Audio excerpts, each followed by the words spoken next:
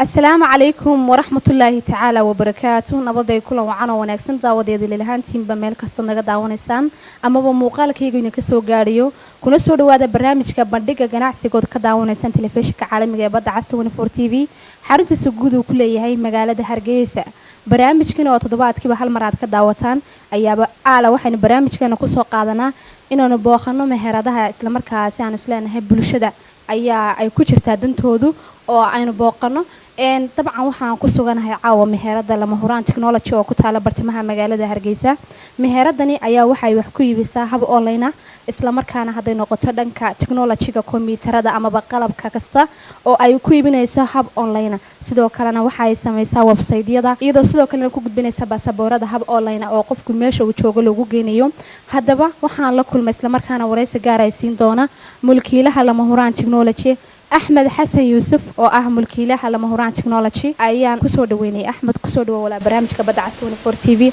أنا كسوغان حفيز قاعد كل هذا هاي كل هذا هاي مجال هرجيسة أما بقوبت هذا جناعسي برتمها مجال هرجيسة. كله هي أيضا السلام يا دمان شقالها بدع عسون برنامج جناعسي أيضا محمد عيان صبوا وطن. إن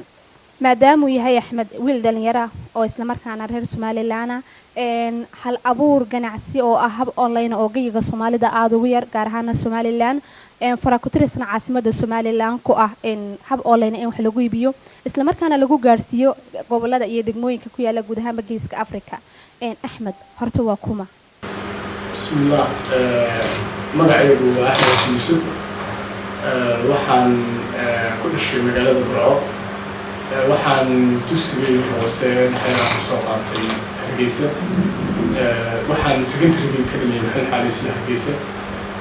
jaamacadiina waxaan ka dhigay isla magaalada Hargeysa Armas University Faculty of ICT marka warbixinta badan inta aad baad u mahadsantahay Axmed oo waqtigaaga qaaliga aad nasiisay أحمد كل واحد هيقول لنا يرى أو كوجد شراء كنعسجي إيو شبكة هب أونلاين أنا وحكوي بيا قف كستابو وتشعليها إنه نقدر كنعسده هدو هل لها مالجلين ما دام وشغل أنتو أي أدو بدن تهي سمال اللان دل يردنا دم عن شام عادي أنت سكون دل يراي كقلن شيء من يسوع أحمد أديك محكو جود ليه إن هب أونلاين وحكوي يسوع سيدي كوجو صورة كش سلاكين horta markii hore anigu waxaan ahaa shaqaale waxaan soo shaqeeyay waaxyada iyo shirkadaha soo shaqeeyay kadib markaan experience aan ka qaatay khibrad iyo dhaqdhaqaaqa suuqa isla markaana aan bartay macaamiisha ayaa waxay igu dhalatay in anigu aan fikir gaar ah la imaado way jiraan shirkado online wax ku yihiin laakiin 2016 markaan aasaasay ma jirin wax online oo xagga social media ma jirin كده بحن كان فكرة إن عن أونلاين بحن كويبي مركا ورسالة قناع سنة ورسالة ووقت حاجة موجود قفل بنوش عين وقناع سنة لكن وحا كحاجة حاجة فاسمتي وقف كده مقرش يمين رح نقرش وأنا نقرش مركا لعبتي وحيالي عن شقيني ونقولي يو أدوني لعب مركا عن شارع نخب لوني قضية إسلام أيام مركز يقولي فكر كان إن أربع مساسو مركز فكر كان يمي وحي كلا شيء أو يسكيماتين كتب مركز كبني أساسي تذكير من الحوارنا يعني أونلاين مركز مغلان مركز حفيز منين يعني كادنا حفيز أنا والله ويعد كان سنة كاملة مركز حفيز كأساسني أنا مقالبيني أيام سوق بلي مركز يقولي فكر كان markaan arkay baahida inaanay geeska Afrika ka jirin wax online ayaan si baato fikran asaas taas markay u dhalisay inaan ka faa'iideysan karo challenge waqtiga uu soo taagnaa oo online wax lagu iibsan jiray taas markay u dhiftinaan asaaso shirkadda Lamahan Technology أحمد أو مركز بلابس لمهوران تكنولوجي وقت بهيد كله wax kasta oo la bilaabayna carqalad ba ka hor yimaada adiga carqaladii ka hor yimi markaad bilaabaysay maadaama Soomaalida inta badan ku cusbaa ganacsigaaga uu ahaa mid cusub aan hore aan looga isticmaali jirin Somaliland dhibaatada leg baa kaaga la kulantay ama carqalada بسم الله هرت وهم وحول بحلين challenge أو ما أرن كرنا شيء لا بلا بيون عقلت كهر من مشكلة challenge هرت أنا هرت وح إجا سعيدين أن كنعسي بقول كيبا تطلعاتنا ما حكي قد بتر ترى وحي وحنا لذا experience أو عن سوق هروجي مركا برمو كدنيرة نحوين قف كيون سوق هروسو بدي أيوة حي سمعنا كنعسي ganacsigaasi markay sameeyaan waxa meesha yaalla targetka halkay saarayaan ciday wax ka iibinayaan waayo boosishka halkay ka dhisayaan waxay locationka marka barnaamijka dhalinyarada haysta weeyaan locationkii iyo macaamiishii haddaanay haynin oo locationka meel khaldan ka sameeyaan kaminiga macaamiishina cidii ay waxaan ay u qabanayeen aanay garanaynin oo aanay aqoon soo lahayn caqabad baa hormaysa taas waa taa أنا قلت ويان لوكيشن كي سلسلة كهجيسان كنيجي مع مش نوصل دقرين هو هيدي شكلية نوصل شقيلي أيها نقطي إن أنا ما كأوصل من اللي كمبني من أفرا لكن ما دام كمبني كان أوفلاين هاي أو أونلاين هاي أقلت يقولت إنه هاي ذكي سمعنا لآخر بحثنا أو أوراني سلم كوا من كمان سومالي بمن سومالي وياك تسيسوا منها waxay markaa yoranayeen seen ku aamina haddana anigu miyihii qof dee maqarasa qofkan biniaadanka waxaan aan usoo bandhigayo ka caajisay ama hadalka asarka gaaban usoo bandhigay maahayna waxaan ka dhaadhicinayay inaan shaygan ka iibin karayo oo uu yahay wax trust la aamini karo macmiilka boqolkiiba 99 fikirkayga ah online-ka ka dhaadhicinayay الحمد لله قاري والله أو قبل ذا وبحي أما زيارة ميل وبحيان قبل ذا أما ودمرة وصارة ما بدي مثلا كنت رسالة هو ودمرة مركا الحمد لله وجوجل يستحق أونلاين لكن أغلب أول وحي أم نتروح أو مع مش يورنين حكتين كم تاسع تشانشي إن وان كسر إن كلا مركا على لا قصة البضحة أونلاين إن قفكي ما إسرع أنتو lacagtii soo diro adiga kula soo xiriiraya oo adiga kadib u diraya bal adiga iyo bulshada hab noocay ayaad iskula xiriiraa waxaan iskula xiriirnaa marka hore macmiilku wuxuu ka soo arkaya productiga aan website-ka ama Facebook Twitter link wixii social media aan ku leenahay ayuu ka arkaya shaygii kadib uu la soo xiriiraya lamurad technology waxaan ka arkay social media shayga sideen ku heli karaa online waxaan marka hore u sheegnaa inuu ku heliyo had waxaan weydiinaa gobolka joogo haddii uu Puntland joogo waxaan u sheegnaa hadba gaarigu soo gaaray oo halkaa imanaya kadib markaan gaariga u sheego waa ka sheegay inuu soo gaarayo waxaan lacagtan kuna soo diro lacagta markuu soo diro computerka waan u tijaabinaa waan u check-gareynaa majority-ga macaamiishuna ma soo diraan qof u tijaabiya anaga u tijaabinaa anagana aaminaan كده بالعكس مركز صادر راح واتساب كودا أما سوشيال ميديا هكذا إنت وصل نوصل درام فرينتا أنا موجود إن رسيت عدين العقد عن إحنا بين تيجا أو شامل يسون بيدا مركز وخدها هلان قالي مصعبنا علاتي كده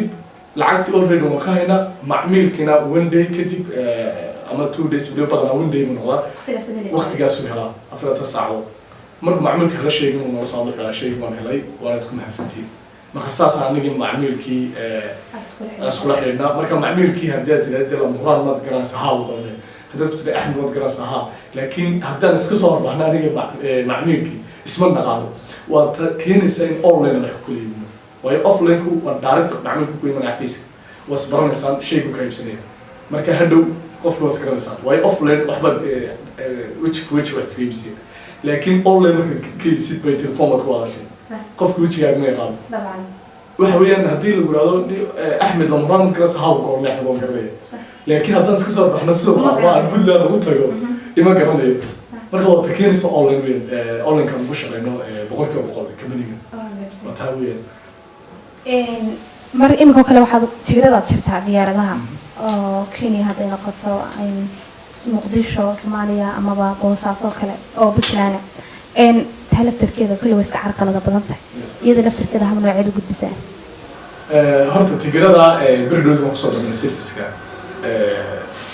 برجو هرنا ولا شقين شبه ديارتنا وش يعني لين يمكن والله شقيا laakiin si indirect aan u shaqeeyaa systemku wuu furan yahay tigirada waan ka jari karaa oo waa available markaa macmiilku la soo xidhiidha wuxuu dhahaa nin tigir waxaan u baahanahay Garowe ama Muqdisho ama Nairobi hadba halku doonayo inuu tago ama Hargeysa kadib informationkiisaan ka qoraa systemkan geliya oon qiimahan u sheega adigu albaab u baahan yahay ama go kadibna waxaan ugu diraa WhatsApp-ka lacagta uu soo diraa marka lacagta ka qabto rasiidka iyo tigirka waxaan ugu diraa WhatsApp-kiisa marka hadhowna WhatsApp-ku buu ka daawacanaya haddii email leeyahay email baan u diray marka taasina waa online resource gelisa marka anigu 100% mar walba waxaan focuska diiradda saarnaa inaan wixii online aan ku iibino si culayska ama caalamka aan la jaan qaadno teknolojiyadda imika socda oo shay walba online lagu iibinayo ayaan doonaynaa number 1 aan ka noqono insha Allah geeska Afrika insha Allah kolley marka la eegayo geega Soomaalidu degtay iyo guud ahaanba wadankan ku sugan Somaliland habka online-ka hadii la eego aad bay ugu yartahay marka la eegayo inay bulshadu is aaminto oo ay caalamka ku dayato kala imika waayo hore uga ma jirin Somaliland inay hore hab online wax lagu iibsado oo qofkii gurigiisa loogu geynayo ama hadduu gobol kala joogo in gaari loo saarayo oo kale Axmedow waxaan wada ognahay kolley shaqaalaad ka soo bilowday sidaad ii sheegtay markii horeba kadib waxaad soo gaadhay inaad mulkiilo noqoto oo meel furato hab noociya shaqo la'aanta baahsan ee geeyiga ka jirta Somaliland hab noociya dhalinyarada ku xulatay laakiin shaqaalahaaga ma jiraan dhalinyaro ku shaqaysa iyagu bismillah hadda adduunka ma jiro wax inta la aasaasay sida markiiba ay dadku fahmeen wax walba waxay leeyihiin wacyigelin wax la yiraahdo haddii wax cusub soo baxaan bulshada weynaad marka hore suuqayn wanaagsan wana dadkan ka dhaadhicisa fikirkan aad la timi oo niyadiina meesha waa taala haddii qofka niyadiisa 100% wanaagsan shay ku guulaysan Ilaahayna tala saarto haddii laakiin wixii qofka niyad jab uu kay meeshii timaato dhowr qof haddii ku diidaan waxaan wadaan wax soconay maaha meeshan Afrika weeyaan meeshan waa Soomaali meeshan wax soconay maaha qofka hada weyn niyad jabo oo halkaa uu ka haro hawshiisii hayaankiisii nololeed ama fikirkii ku socdo haddii laakiin uu qofkii go'aankani ku go'an yahay 100% ku guulaysanay marka anigu online-kani geeska Afrika hadduu ku cusbaa waliba Somaliland caalamka markii online-ka la soo saaray way ku cusbaa imkana wada aragtaa 100% inay online caalamka ku shaqeeyaan taasina wax weyn oo dadaal ay ku timi marka ninna maxay loo diiday inaan dadaalka mid lamida aanan gaadhin waanan xooga 100% loo saarnaa inaan mar walba online-ka anigu aan ku shaqeyno dhulkaanta teknolojiyada bay dhalinyaradu online ku shaqeyn karaan ganacsiga shaygan la yidhaahdana waxa weeyaan waa niyad China iyo wadamada adeegtay ganacsiga ku tegay qof walba ganacsiga ku haya shaygan ganacsiga la yidhahdana maaha wax la yidhaahdo qofkii lacag badan ku maalgeliyo waxa course baa jira small business management oo dadkan mar walba sheego inay course ka bartaan waa qaabka loo maareeyo ganacsiga habka loo maareeyo ganacsiga marka guriga marka dhisaysid seeska waxa marka gud baa la jeexaa kadibna sees baa la dhiga kadibna dhismi baa la bilaabaa ganacsigu waa saas kale ganacsigu haddii aanad seeska ka soo bilaabin oo $1,000 $500 haddaad ku bilaabin ma gaadho meel sare laakiin haddaad ku bilowdid $10,000 ama ugaraan $5,000 ama $10,000 haddaad ku bilowdid waxa laga yaabaa bilaha hore marka wax laga iibsan waayay inaad tiraahdo lacag badan meesha kaala jirto oo aad xaraashtid kamanigiiba ama aad kaniyad jirto taa waxaa keentay seeska kama soo bilaabay meel sare ka bilaabay ganacsiga oo ta caqabada ugu weyn ee dhalinyarada Somaliland maanta haysta marka waxaan oran lahaa dhalinyarada ku gaabin lahaa inay ganacsiga ay ka bilaabaan marka hore oo ay $500 hadday taahayaan anigu $1,700 baan ku bilaabay ila maraan $1,700 sigaras intuu yes saddex sano shaqeynay marka waxaan oran lahaa inay ku bilaabaan small business-ka Axmed waxa laga yaabaa intaas oo dhalinyaro ah inayna daawanayso jaamacadaha wadanka ka jirana waad aragto intaas oo dhalinyaro mar kaliya ka soo wada baxayso intaas dufcadooda kala duwan iyo intaas faculty kala duwan ka soo baxayo oo qofba wax ku takhasusayo markaad eegtid geeyigana Somaliland shaqo la'aanta baahsan ay ka jirto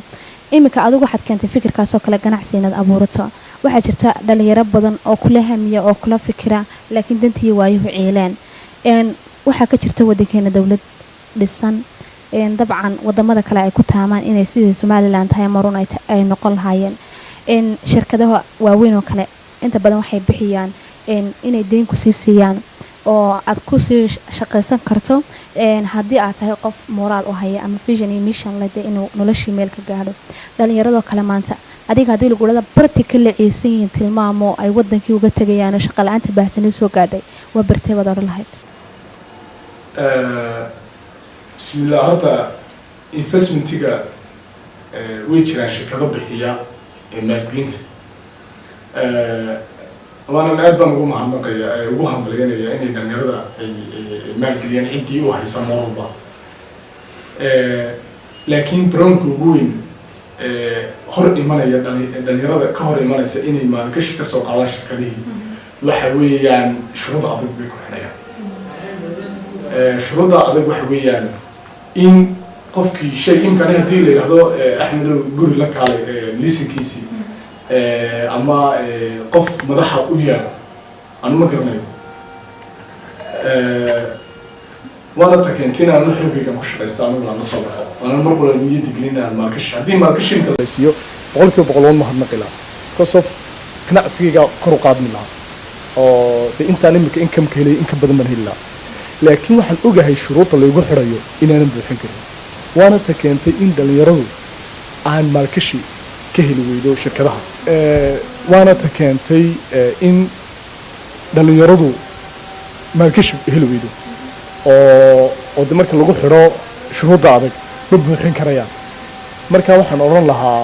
inay u fududeeyaan oo dhalinyarada u baahan niyad u haysa inay ganacsi abuuraan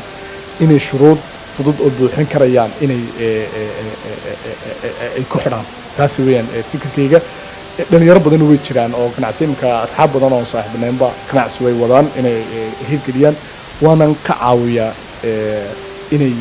muxuu ahaa aasaasan ganacsiga fikirna waa siiya taliyo tusaale waxay iga baahan yihiin waana soo dhaweeyaa axmed waxaan maraynaa guddiga gabagabadii barnaamijka dabcan way jecel yihiin dhalinyaro kasta oo wadankooda ku noolay inay helaan maalgashi iyo inay samaystaan ganacsi iyo inay noloshooda ku dabaraan maadaama ay muddo badan kusoo jireen hayaan nololeed oo ah inay wax bartaan inay hadafkooda ka midho dhaliyaan dabcan sidaad baaqa ku sheegtayba shuruudaha adagoo lagu xidhaya dhalinyaradii oo iyagu noqday qaar carqalad ku noqda dhalinyaradii inay samaysato ganacsi marka la eegayo dhanka iyo ganacsiga uu iska hawlo badan yahay su-aal baan ku siin doonaa guriga gabagabo noqon doonta barnaamijkeena si aan ku horeeyo daawado kasta oo jecel in dhalinyarada la dhiirigeliyo isla markaana hayo fikir kaga duwan fikirada kale sida maanta lama huraan technology oo kale uu u yahay hormuud shirkadaha ku shaqeeya online-ka oo geyga Somaliland iyo geyga geeska Afrikaba gaara habka uu wax u iibinaya waxaan aad ugu mahad celinayaa mar kastaba garab taagan dabcan arrimaha bulshada gudoomiyaha telefishinka caalamiga ee badda cas 24 TV Cabdirashiid Caataye oo dabcan TV-ga badda cas uu ku horgalo arrimaha bulshada iyo danta dhalinyarada sidoo uu ugu soo bandhigi lahaa ummadda iyo dhammaanba shacabka Somaliland iyo waxa ka jira gudaha magaalada Hargeysa gabagabada maxaad baa ku diri lahayd dhalinyarada facaaga iyo inta niyada ku haysa inay ganacsi sameeyaan iyo shirkadahaasi dabcan aad odhan lahayd in dhalinyarada laga fudaydiyo waxaan baa ku dirayaa dhalinyarada waliba niyad u haysa inay ganacsi abuuraan oo ka gudbaan noo shaqeeyo shaqaale waayo dhalinyaro badan baa ku hamiyaya inay shaqaale noqdaan marka jaacada ka baxaan oo koronay wadanku shaqo ma yaalo waayo shirkadii shaqana ma siinayaan dhalinyarada shaqada ku hamiyaysa inay shaqaale noqdaan iyo dhalinyarada doonayso inay ganacsi abuuraan waxaan kula talin lahaa inay iyagu shaqo iskood iska leeyihiin inay samaystaan waayo shaqadu qofku xitaa haddii uu meel yar oo baabuurta lagu meedho kale hadduu samaysto haddii uu samaysto muxuu ahaa construction yar haddii uu samaysto electronic wax weyn waxaan shaygan waxa ka horeeya aqoonta qof shay waxaan oo experience u lahayn ma samaysan karo boqolkiiba boqol waxa la yiraahdaa waa ku falkaraysa waa ku dhaca haddaan qofka aqoon u lahayn shayga oo wax weeyaan aqoonti baa khoraysa xolba way jiraan dad aan aqoonti lahayn oo ganacsi abuura oo boqolkiiba boqol ku guuleysta laakiin dadka waxaan dhalinyaradan u soo jeedinayaa jaamacadaha ka baxay iyo kuwaan jaamacadaha gelin weli iyo kuwaan muxuu aqoontaba lahayn oo doonay inay horumar ka sameeyaan wadankooda waxaan u soo jeedin lahaa inay horta ganacsi samaystaan ganacsiga haddii ay awoodi karayaan lacag inay haystaan ama faamilka ka caawiyaan ama iyagu sidooda wax haystaan waxaan u soo jeedin lahaa inay ku dhiirigala isku maqiiqaan oo aanay ka baqan ganacsiga shirkadaha waxaan u soo jeedin lahaa inay u fududeeyaan dhalinyarada way jiraan dhalinyaro badan oo iminka anigu challenge walba iga soo horbaxa anigu baan iska feeya ilaahay un baan ka rabsaa ka ducaystay inaan iga fududeeyo oo wixii aan u baahdo niyaddeeda inuu ilaahay ii fududeeyo laakiin bini'aadan haddii aan niyadda geliyo aan idhaahdo bini'aadankaasaan doonaya inaan u shaqeeyo macnihii wax weeyaan wixii un baa iga sii kala baxsanaya marka ganacsigu ilaahayna uu barakeeyey rasuulkana waa kiisa sheegay calayhi salaatu wasalaam wax weeyaan waa barakeysay ganacsiga qofkii abuuro marka waxaan soo jeedin lahaa dhalinyarada meel walba oo position ay ka helaan inay ganacsi ka abuurtaan wadankana horumar buu gaaraya wixii qaalib noqonayana hoos buu dhacaya oo waxa meesha competition baa imanaya marka shirkadahana waxaan oran lahaa inay u fududeeyaan oo cid walba maalgashi u baahan inaanay ku adkaynin oo arkaan horta qofka hamigiisa iyo shaygan uu la yimi wax soconay inuu yahay isla markaana ay u sii daayeen wixii investment uu soo cusub markaasaan maalgelina taasaan markaa noqon lahaa inuu ku dhiirin lahaa axmedow waad mahadsantahay walaal waqtiga qaaligaadna siisayna aad baan kaaga mahadcelinayna haddaanu nahay bahda badda cas 24 t v mar labaad iyo mar saddexaad waxaan rajaynaynaa ganacsigaaga intaa ka koray oo sii horumaray oo mar dambe inaynu ku kulano hadduu allaha wada la ogolaado waa hagaag daawadayaal waxaynu soo gaarnay guntii iyo gabagabadii barnaamijkeena bandhiga ganacsiga oo aynu kusoo qaadanaynay meherada lama huraan technology oo ah meherad iyadoo hab online wax ku iibisa waxaan aad ugu mahad celinayaa agaasimaha TV-ga caalamiga badda cas 24 TV Sakariya Xasan Raagi Sakariya Sudeesi sidoo kale waxa barnaamijkan gacan ka geystay oo la'aantood aan u suuro galeen muuqaalkaas quruxda badan Axmed GT ee sidoo kale waxaan mahad celinayaa Axmed Yaasiin barnaamijka waxa idin socodsiinaysay anigoo ah Asma Maxamed Abukar intaanu barnaamijka ku kulmi doono waxaan idinku dhaafiyaa assalaamu calaykum waraxmatullaahi tacaala wa barakaatuh